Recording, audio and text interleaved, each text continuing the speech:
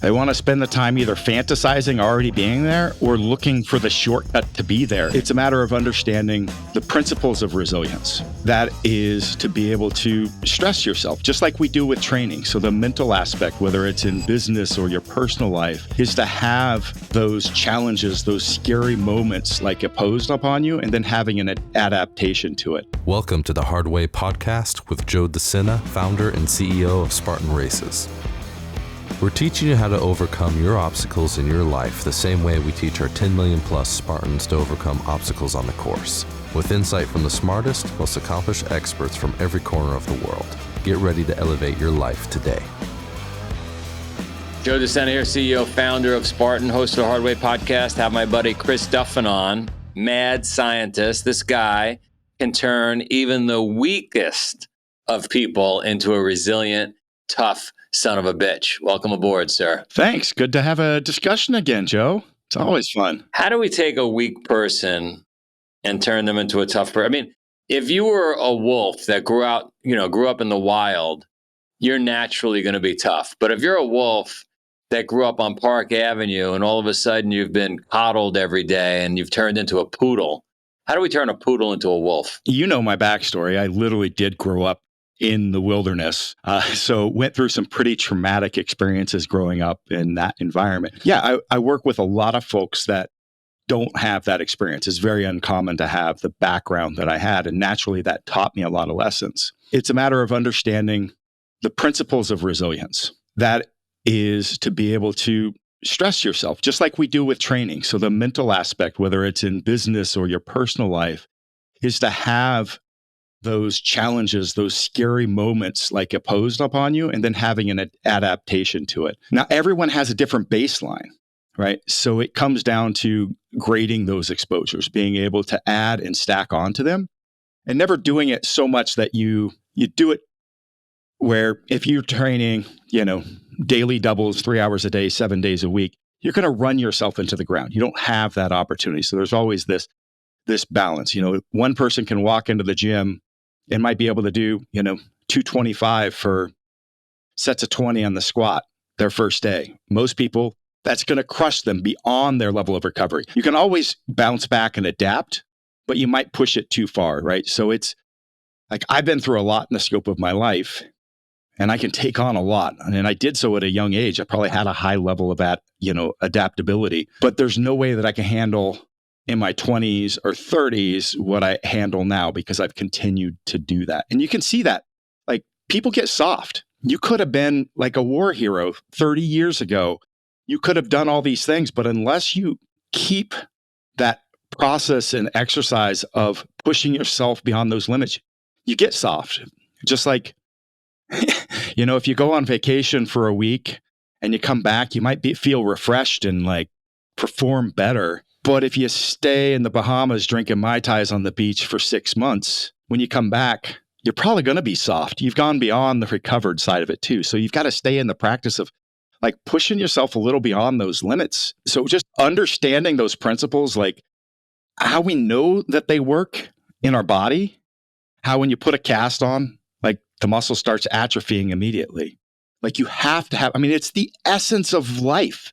At the end of the day, I might have told this story last time about the biodomes, but they had, for the longest time with the biodomes, they couldn't figure out why the trees would just grow to a certain height and fall down. Because this isn't a human condition. It is the essence of life. And so what they figured out is it wasn't the soil. It was the fact that there was no wind battering against the tree to tell it to grow those roots like deep into the ground. There was no weather stripping and making the bark, rigid and hard.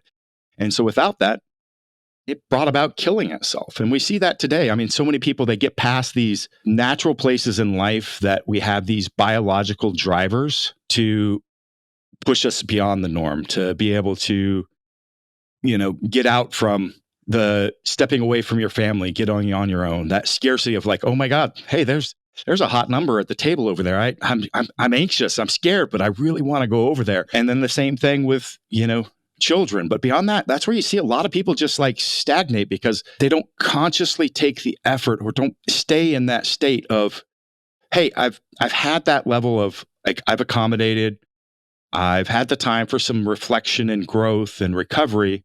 It's now time to, like, what's the next thing that scares me? What's that next thing that creates that little bit of twist in my gut, that little bit of anxiety and fear and excitement all mixed together? And that's the moneymaker. That feel, when you feel that little knot in your gut with that mixture of emotions, and that says, that's where I need to go. So basically, let me get it straight. So we go in the gym, we push around some weight or we do some cardio, we stress ourselves, we stress our muscles, we go to sleep, we recover, we come back a little stronger. Is that the basic theory? That's the basic theory, right? And so you're saying the same thing applies to our mindset. Absolutely. We need to stress ourselves because we're being told all the time by everybody, oh, don't get stressed, don't get uncomfortable. It's where we're fed. We're a civilization of comfort right now. And I think it's a lot of, we don't know how to recognize where we're at and what to do in those different stages. So this process of change and development, I think about in 6 components. I call it the 6 Ps. So you've got the precipice, and that's when you're on that verge, when you've got that twist, you see that place, that other place you want to be, that peak that's way up over there. And that's one of those. But the first thing that you got to do is like take a step off that edge, and that's the plunge. And then after you've done that, you have got this free fall, this whirlwind of like, oh my God, what have I done? I just took a leap with starting my own business. I just went back to school. And in that moment, that plunge is a great opportunity for reflection, because it's important to understand and navigating this cycle of change of being grounded in your values and understanding that to frame where you want to go. And so in that plunge moment, when you've got that whirlwind emotion and it's turning up and you're questioning yourself, what have I done? All those things, those emotions that come up, is to like meditate into those. Like, why do I feel fear? Why do I feel anxiety? Why do I feel shame? Whatever it is you're experiencing, and dig deeper and dive into those, because that can help guide you for the future. It's a great opportunity to discover more about yourself. And then once you've fallen and you've gone through that free fall, you finally hit bottom. It's the pit. It's like, we're just in the mix of it now. You know, you've done this with stepping away from your Wall Street days into starting your own, moving into the fitness realm. And there's a point where it's just, you can't see the end in sight.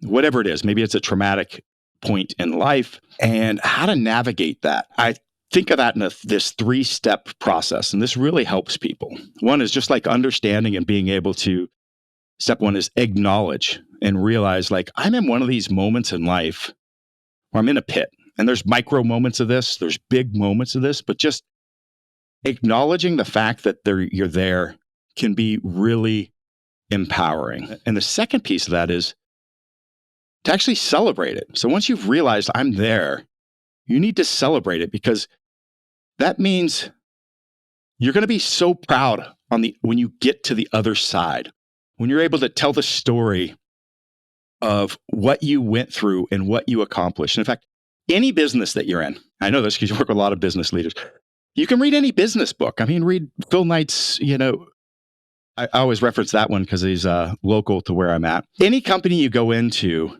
that's been there for a while, there'll be so many stories about, I wish you were here in the glory days. And there'll be all this reflection about the startup phase and the hardship. But if you go back to that moment of when they were in that moment, they couldn't wait to get out of it. It was horrible. It was a pit. Everything's going to be better once we get to the other side of this. And now it's a story that they're retelling and going, you should have been there. It was amazing. You're in that moment when you're in the pit, and acknowledging that allows you to celebrate. Like, this is my shoe dog moment. This is my moment in the action book story, my life, that I'm going to be able to tell my kids, my grandkids. I'm going to be able to reflect on in my deathbed. And that's just taking that moment to go, oh my God, this is a defining moment in my life that I'm going to remember forever. It makes me who I am. And yeah, it's the pit. But the last piece of that is now leveraging that, because it means I care and I'm going to perform. So I'm going to leverage that to bring my best performance to get out of that. And that's when you get to the moment. So the whole point of this is try to obviously reduce the amount of time that you're in the pit, because you want to be on that, what I call the pole, where you're starting to climb, you're using the skills, you're using like what you've developed in the last, maybe micro moments of this process that you've gone in through. I would say the pit is the magic. The pit is the place. Like you said, we reflect on it years later. We say that was awesome, even though we hate it when we're in it.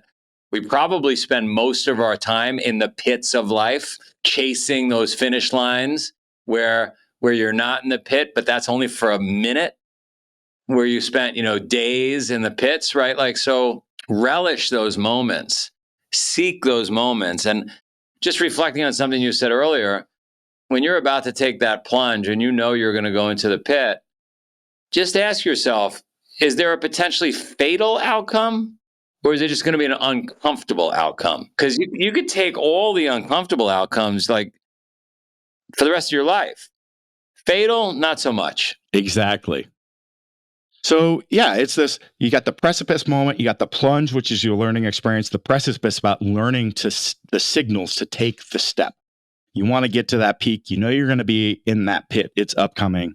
But the precipice, the plunge, the pit, and then we've got the pull. And that's just that long work and that climb up to that peak. You're going to get there and you're going to spend some time. And you got to spend that time celebrating it and also just doing some self-care recovery. But don't spend too much time there. And that's where this is the problem with life. It comes at you no matter what.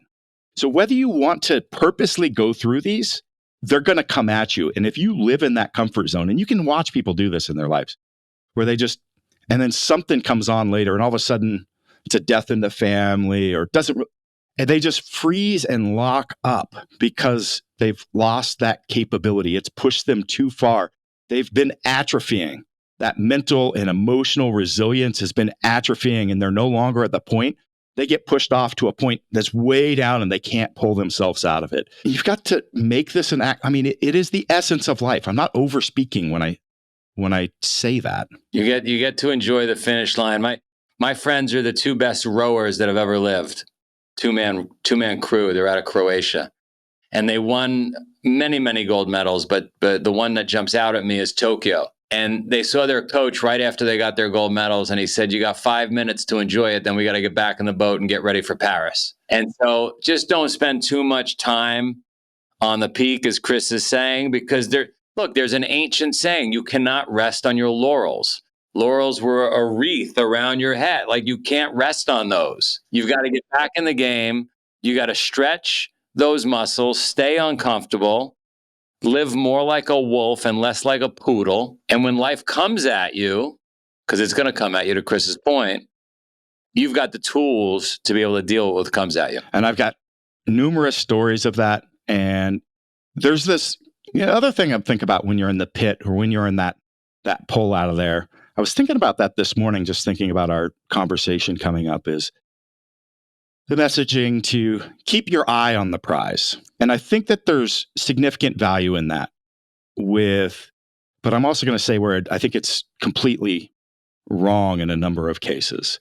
So when I talk about that, navigating the pit, the ACL, acknowledge, celebrate, leverage. So celebrating is thinking about being on the other side of that.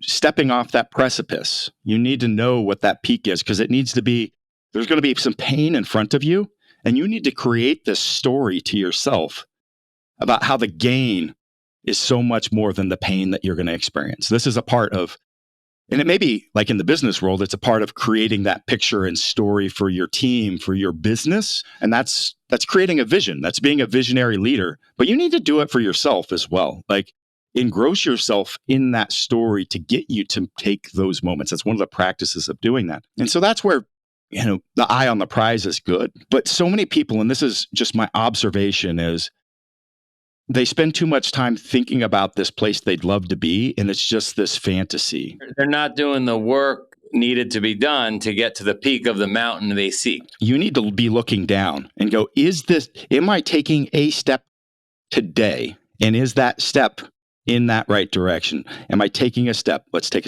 moving forward. No. Most people are seeking comfort. They're not willing to get uncomfortable. They're cutting corners. They're taking the cookies now, hitting the snooze button, but yet they want the results that the Olympian or the hardworking business person or the family man or woman does, right? Like they want those results, but they don't want to do the work required to get those results. They want to spend the time either fantasizing already being there or looking for the shortcut to be there. And you just need to look down and go, take it one day at a time. And I remember I learned this lesson, well, obviously, very much in my early life with navigating being, homeless, being raised in the wilderness and taken custody of my kids and dealing with, all the brutality of living around murderers, a serial killer, like some pretty crazy stuff, right? That to get to where I was as a, executive, a business leader, a turnaround, and then becoming a serial entrepreneur and setting records and blah, blah, blah. Like that's all the hyping myself up there. But a number of years ago, I had hurt my back so bad I had to learn to walk again. I had a walker, and then I had drop foot for 6 months, and I did all the movement work, all the expertise around how I help other people, and I was feeling ready, but the nerves take a long time. I damaged the nerve, and so I just couldn't get it to fire. And so one day I was traveling, and I'm like, I'm just going to squat 800 pounds today. So I went in the gym, squatted 800 pounds. I'm like, with that amount of stress on the system, it forced it to fire, and I could feel it fire. And I'm like, ooh. And I was in New Mexico. Next day, I flew to Colorado, and I ran to a gym, squatted 800 again. I'm like, ooh, that felt good. Flew home the next day to Portland, squatted 800 again. And I'm like, all right, I'm going to just keep doing this. At the time, I was working on trying to partner with Alex's Lemonade Stand, this charity organization. Are you suggesting that anybody who has back pain should just go squat 800 pounds? No. Sorry. Let's clarify that. So let me get to the story, though. The story is I decided to force myself to do that. And to do that, I said, I'm going to start a fundraiser, post this online. I'm going to squat 800 pounds every day for 30 days. And so I started that process. And the first week, I'm like, this is badass. Then by day 12, I'm like, this is really, really, really bad. And by day 14, I'm like, I cannot do this anymore. And I mean, it was my nervous system started shutting down. Like I just was like, but it's a big public thing. And I wanted to follow it through. Like when I set a goal, I'm going to follow it through. Every day was all about recovery. I do all my prep work, and then I get to the gym and I'd squat 800 pounds. I fall down, like unable to walk. I have to do my mobility work, all my my soft tissue work. I'd go home and I'd be like, I can't. I tell my wife, I'm like, I'm done. But what I'm going to do is I'm going to go to bed and I'm going to wake up tomorrow and see how I feel. And I'd wake up the next day and I'd go, all right, one more day. And I kept doing that every day for 30 days. And I completed a feat that can't be done. I don't know anybody in the world, I can't do it, that can do that. Nobody's ever done anything close to that. But I had to take it every single day. I was absolutely throwing in the towel. There's no way I could continue. Yeah, like how do you eat an elephant, right? One bite at a time. One bite at a time. If you look out 29 more days, you quit. And so, the message there is, here's the message. Look, we tell people, number one, what Chris did was he created a big, hairy, audacious goal. Number two, he went public with it. He tied it to a charity, so there was a why. If you got to have a why, you've got to create a public message that's going to embarrass you if you don't do it. And then you got to bite off one bite at a time. That's how you got it done. Exactly. Like if I sat there and thought about being at day 30 over and over again, it would just be, all I could do was one more day. I've got one more day today. That's all I can do is one more day. And then the next day, one more day. I did that for 2 weeks. You're basically taking these principles that you learned in life, the way you grew up, and you're helping business leaders now and teaching them resilience and teaching them some of these methodologies? Yep. I teach that to business leaders and also just people dealing with challenging moments in life. Also, healthcare issues at the same time. I do a lot of work with restoring health through improving mitochondrial function, health markers, all those sorts of things. So actually got some really fascinating, we don't need to get into it here, but some really incredible peptide lines that I'm releasing with this mitochondrial-based peptides, SLU-PP332, BAM15, some really, really cool stuff, really innovative, but wrong place and time. But if anybody's interested, go check out my content, check out my community. You can learn a lot more about those. How do people find you? ChrisDuffin.com. It's my store, but you can find out about the coaching services are on there, and links to my other things that I do. My expertise, so this is how Joe knows me, is through, I was a leader in biomechanics and integrating that into equipment. So getting joints in the right position, improving movement patterns, and had numerous awards and a globally recognized brand of making the best biomechanically sound strength training equipment. And so I've melded that into also an app now. So those movement patterns we can actually manage. So if you think about this mental and emotional resilience, right? It's all about trying to get these stresses in an adaptable manner. And so with the equipment, I was trying to remove, and what I was doing is removing those negative stresses by getting the joints in the right position. But that's all a way of load management. So just like the gradient exposure to building your mental and emotional stress, like managing your training effectively for strength training is the same way. And so we can do that. So I've removed this barrier of having to invest thousands and thousands of dollars on buying all the equipment to, if I can manage your load effectively. So I've spent years developing, it was like 10 years worth of work developing the sports science side of it. What you're saying is we can apply the same kind of stress management and concepts you had to mindset in order to gain growth. Exactly. So yeah, I've got, it's really cool. It's like, it's a coach in your pocket. So you pull out your phone and it watches you while you train, and it literally is watching your neurological and physiological preparedness. So really accurate measuring. It identifies where the barbell plate is, knows how fast you are, knows how much load. It'll tell you, put 5 more pounds on, put 10 more pounds on.